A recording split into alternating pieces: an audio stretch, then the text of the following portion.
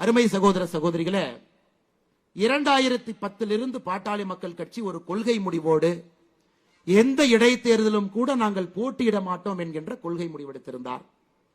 அது 14 ஆண்டுகள் கழித்து அந்த கொள்கை முடிவை மாற்றிக்கொண்டு விக்கிரவாண்டி களத்திலே தேசிய ஜனநாயக கூட்டணி சார்பாக 14 ஆண்டுகள் கழித்து பாட்டாளி மக்கள் கட்சி இன்னைக்கு ஒரு இடைத்தேர்தலை சந்திக்கிறாங்க. எதற்கு என்பதை நாம் முதலில் புரிந்து கொண்டால் இந்த தேர்தல் எதற்கானது என்பது நமக்கு முழுமையாக தெரியும். அன்பு சொந்தங்களே, 14 ஆண்டுகள் பொறுத்திருந்து 2024 இடைத்தேர்தல், நம்ம மருத்துவரை எப்பவுமே சொல்லுவாங்க, இந்த இடைத்தேர்தல் என்பது ஒரு வேஸ்ட் ஆஃப் டைம். ஆளுங்கட்சிக்காரங்க யார் இருக்கிறாங்களோ அவங்க எம்எல்ஏ கொடுத்துட்டு போயிருங்க. காரணம், இடைத்தேர்தல் என்று சொன்னாலே அது பணம் தான். இடைத்தேர்தல் என்று சொன்னாலே மக்களை விலைக்கு வாங்கறதுக்கு முயற்சிப்பாங்க. இடைத்தேர்தல் என்று சொன்னாலே ஜனநாயகத்தை கேவலப்படுத்துவாங்க. அதனால் இடைத்தேர்தலில் போட்டியிடாமல் இருப்பது நல்லதுன்னு மருத்துவர் ஐயா சொன்னாங்க.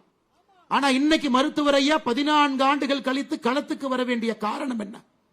காரணம், ஒரு ஆட்சி எப்படி இருக்கக்கூடாது என்பதற்கு உதாரணமாக ஒரு ஆட்சி இங்கே நடந்து கொண்டிருக்கிறது.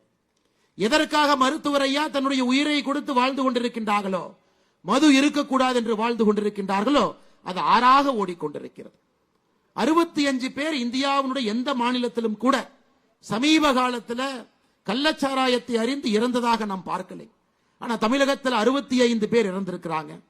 23 பேருக்கு முழுவதுமாக கண் பார்வை இல்லை. இந்த அவலத்தை எல்லாம் பார்த்து கொண்டிருக்கின்றோம். எப்படி மருத்துவர் ஐயாவால் பொறுத்து கொண்டிருக்க முடியும்? அதையெல்லாம் தாண்டி மக்களுக்கு எதிரான ஒரு ஆட்சி இங்கே நடந்து கொண்டிருக்கிறது. அதை எப்படி கை கட்டி வேடிக்கை பார்ப்பது என்கின்ற ஒரே காரணத்திற்காக இன்னைக்கு தேசிய ஜனநாயக கூட்டணி சார்பாக பாட்டாளி மக்கள் கட்சி இங்கே களத்தில் இறங்கி நம்முடைய அன்பு தலைவர் சி அன்புமணி அவர்கள் நம்முடைய வேட்பாளராக நின்று கொண்டிருக்கின்றார்கள். அருமை சொந்தங்கள், இது ஆண்டவன் நமக்கு கொடுத்திருக்கக்கூடிய ஒரு வாய்ப்பு. அண்ணன் இன்னைக்கு சட்டமன்றத்துக்கு போறனால தமிழகத்துல ஆட்சி கவிழ்ந்துருமா? இல்லைங்க. சி அன்புமணி அண்ணன் அவர்கள் இன்னும் ஒரு 15 நாட்கள்ல சட்டமன்றத்துக்குள்ள போனா தமிழகத்தினுடைய அரசியல் வரலாறு மாறுமா? மாறும். இதற்காகத்தான் இந்த தேர்தல் ஒரு சரித்திர முக்கியத்துவம் வாய்ந்த ஒரு தேர்தல். இன்னைக்கு திமுக என்கின்ற இந்த கட்சி எப்படி ஆட்சி பண்றாங்க? இதை சாமி விவேகானந்த அவர்கள் பல ஆண்டுகளுக்கு முன்பு சொல்லி இருப்பார். ஒரு குரங்கு, அந்த குரங்கே தன்னிலை மறந்து இருக்கக்கூடிய ஒரு குரங்கு மரத்து மேல ஏறி இருக்கு. அந்த குரங்கு மரத்தின் மீது அமர்ந்திருக்கும் பொழுது ஒரு தேல் அந்த குரங்கை கடிச்சு வச்சிருது.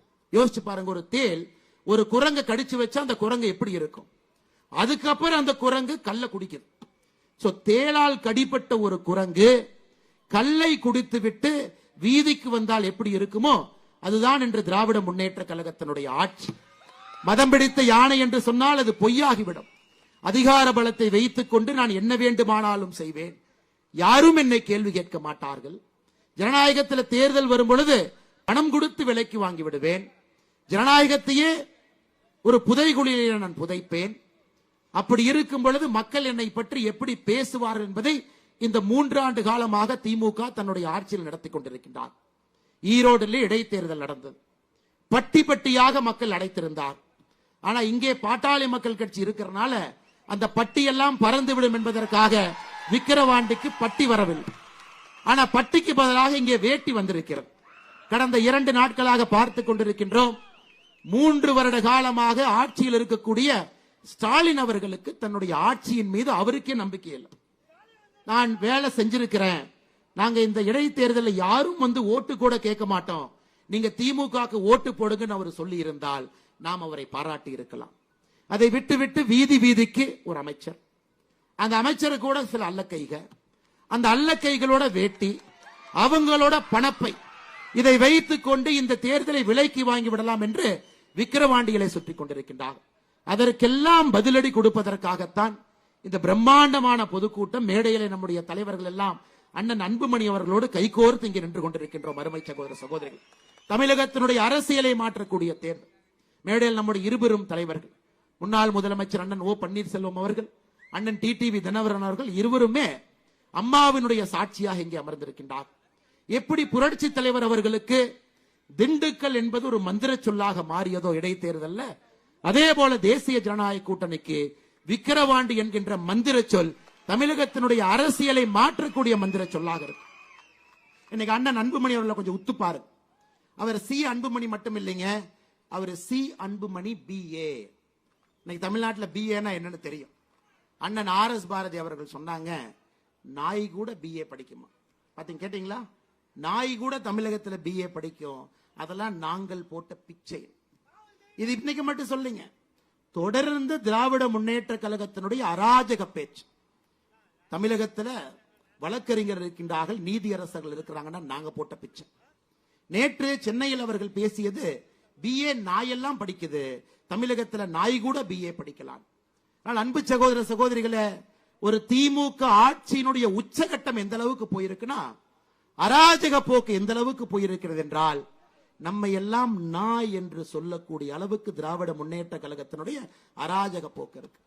அதே BA படிச்சுட்டு 2016 தேர்தல் இங்க நின்று நமக்காக தொடர்ந்து உழைத்துக் கொண்டிருக்கின்றார்.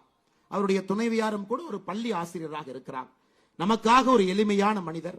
எல்லா சமுதாயத்தினுடைய அன்பை முழுமையாக பெற்று விக்கிரவாண்டி தேர்தலிலே ஒரு சரித்திரத்தை ஏற்படுத்துவதற்காக மாம்பழ சின்னத்தில் நம்முடைய வெற்றி வேட்பாளர் நின்று கொண்டிருக்கின்றார்கள் என்பதை நாம் அனைவரும் உணர்ந்து செயல்பட வேண்டும். அதே நேரத்தில் அன்பு சகோதர சகோதரிகளே, மேடையில் இருக்கக்கூடிய தலைவர்கள் என்ன சாதிச்சாங்க? 2024 பாராளுமன்ற தேர்தலில் மேடையில் இருக்கக்கூடிய தலைவர்கள் என்ன சாதிச்சாங்கன்னு நீங்க கேட்டீங்கன்னா உங்களுக்கே பதில் தெரியும். திராவிட முன்னேற்ற கழகம் 1949 உருவான கட்சி, 67 ஆட்சிக்கு வந்த கட்சி, 5 முறை முதலமைச்சராக இருந்து 6வது முறை ஆட்சி அதிகாரத்தில் இருக்கக்கூடிய திமுக, இதற்கு முன்பு நடந்த பாராளுமன்ற தேர்தலில் வாங்கிய வாக்கு 33%.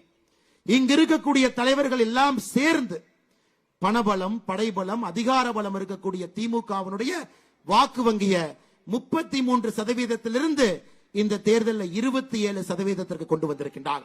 இது சாதாரண அரசியல் நிகழ்வு இல்லைங்க. அரசியலை உன்னிப்பாக கவனிக்கக்கூடிய எல்லோருக்கும் தெரியும், நம்முடைய வெற்றிக்கு கிடைத்திருக்கக்கூடிய முதல் வெற்றி மணி இது. 33%இருந்து 27%, ஒரு ஆளும் கட்சியினுடைய 6% வாக்க இங்க இருக்கக்கூடிய தலைவர்கள் எடுத்திருக்கின்றார். காங்கிரஸ் கட்சி 12% வாக்கு 2019 பெற்றிருந்தது. இன்னைக்கு 10%, கிட்டத்தட்ட 2% காங்கிரஸ் கட்சியினுடைய வாக்கு எடுத்திருக்கின்றார்.